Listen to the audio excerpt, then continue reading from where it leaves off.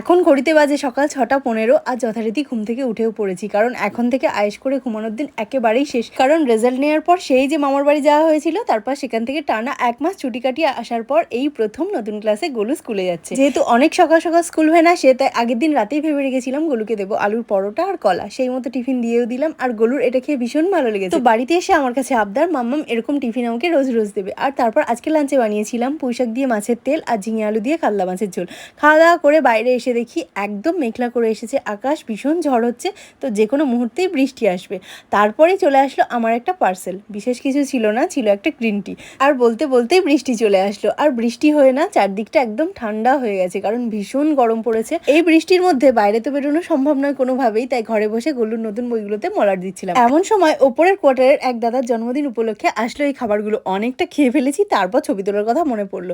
আর তারপর খাওয়া দাওয়া করে গোলু বসলো পেন্ট করতে। So bye for today.